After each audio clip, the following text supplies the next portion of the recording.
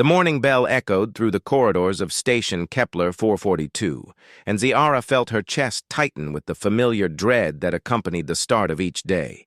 Her wings, delicate, iridescent membranes, stretched between bone-thin struts, folded tightly against her back as she shuffled toward the central learning hub. She kept her head down, her large amber eyes fixed on the floor panels beneath her taloned feet. The Sivathi were a peaceful species, evolved from avian ancestors on a low-gravity moon orbiting a gas giant in the Triangulum sector. Their hollow bones and gossamer wings made them fragile by galactic standards, but their computational abilities were unmatched. That's why Ziara's parents had secured her placement at the prestigious multi-species academy aboard the station, a gleaming wheel of metal and polymer that housed the children of diplomats, scientists, and military officers from 47 different civilizations. She had been grateful once, before the Kravik discovered her. The 3 Kravik males were waiting by her locker, their thick, scaled bodies blocking the narrow passage. Kravik were descended from apex predators on a high-gravity death world, their muscles dense as titanium cables, their hides capable of deflecting small-caliber projectiles. At 16 standard years, they stood nearly 7 feet tall, their yellow eyes glinting with predatory amusement. "Mornin', little bird," Skarn growled, his translator chip rendering his guttural speech into flat, mechanical galactic standard. His massive hand shot out and grabbed Ziara's left wing, yanking it open with casual brutality. The pain was immediate and excruciating.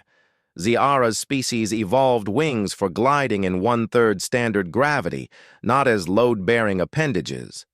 The delicate struts bent at unnatural angles, and she heard the sickening micro-fractures that had become routine. She gasped, but didn't scream. She'd learned that screaming only made them laugh harder. "Still so fragile," Drax, the largest of the 3, rumbled.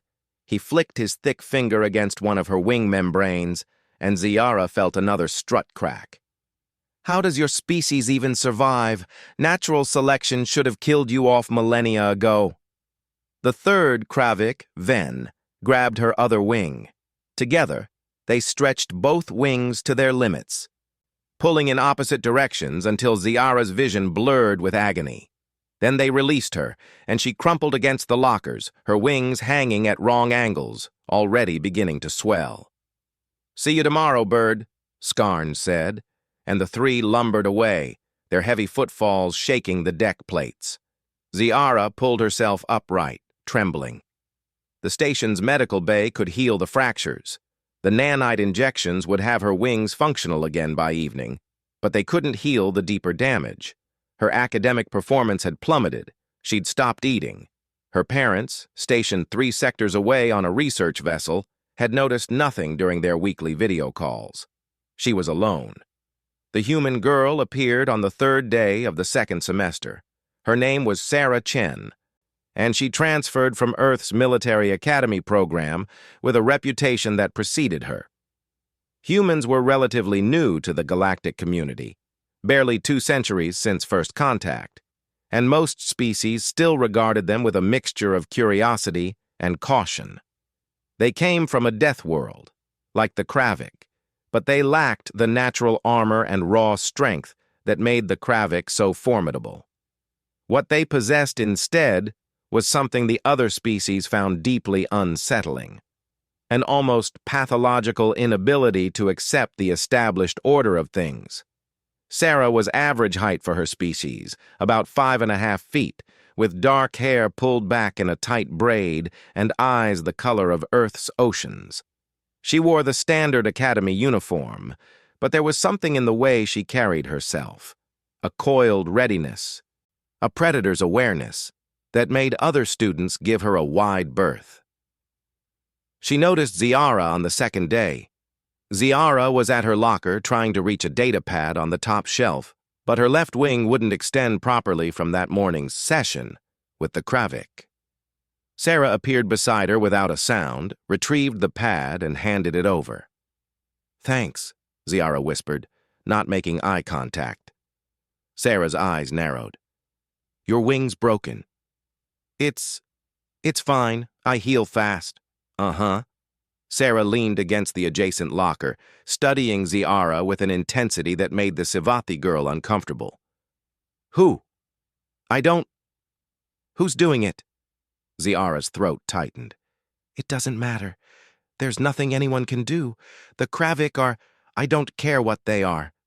Sarah's voice was flat, emotionless. I asked who.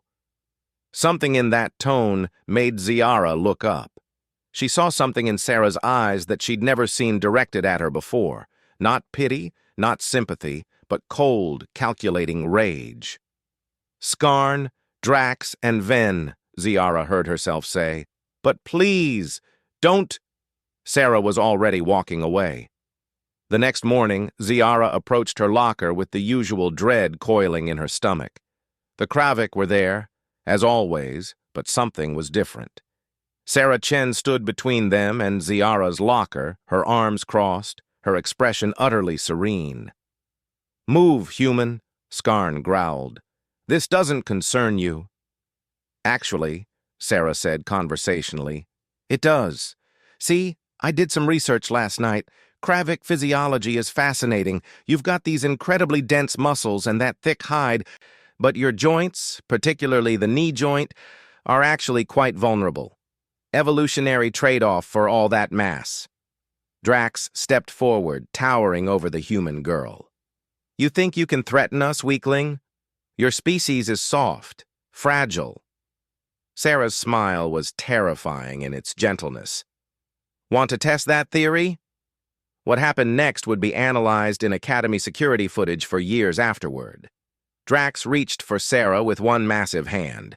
She moved with inhuman speed, stepping inside his reach and driving her elbow, reinforced, the medical scans would later reveal, with ceramic bone grafts, into the nerve cluster just below his sternum. As Drax folded forward, gasping, Sarah dropped low and swept his legs. 280 pounds of Kravik muscle hit the deck with a thunderous crash. Ven charged from the left. Sarah pivoted, grabbed his extended arm, and used his own momentum to slam him face first into the locker door. The reinforced polymer cracked. Ven's nose, considerably less durable, shattered. Skarn, the smartest of the three, reached for his communicator. Sarah's boot, military grade, she would note in her report, caught him in the knee.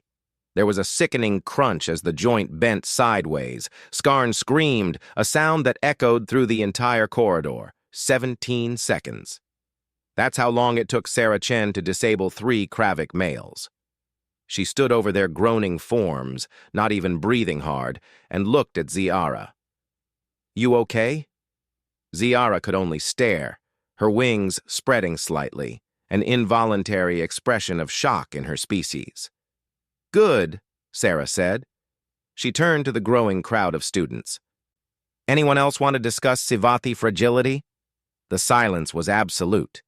That afternoon, Sarah was called before the Academy board.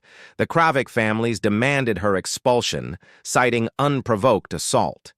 Sarah's defense was simple. She presented medical records showing the pattern of Ziara's injuries, security footage timestamps proving the daily assaults, and a citation from the Galactic Convention on Educational Environments that required schools to maintain safe learning conditions. Then she played her final card. Earth's military academy taught me something important, she told the board. Humans have a saying, the only thing necessary for evil to triumph is for good people to do nothing. I'm not a good person, sirs. I'm a Marine's daughter, and I don't do nothing. The board deliberated for 7 minutes. The Kravik males were expelled. Sarah received a formal reprimand for excessive force and a month of detention. She served it with a smile. Ziara's wings healed. More importantly, she started to heal in ways that nanite injections could never address. She began eating again. Her grades recovered. And every morning, Sarah Chen was there by her locker, a silent guardian with ceramic-reinforced bones and an earth-born stubbornness that refused to accept that might made right. Years later, when Ziara stood as valedictorian at graduation, she would speak about the human concept of standing up for others. Her wings, fully healed and stronger than ever, spread wide as she thanked the girl who had taught her that sometimes the most delicate things in the universe are protected by the most unbreakable. Sarah Chen, sitting in the back row in her freshly pressed Earth Alliance military uniform, just nodded once. Some wings are meant to fly. Others are meant to guard the sky.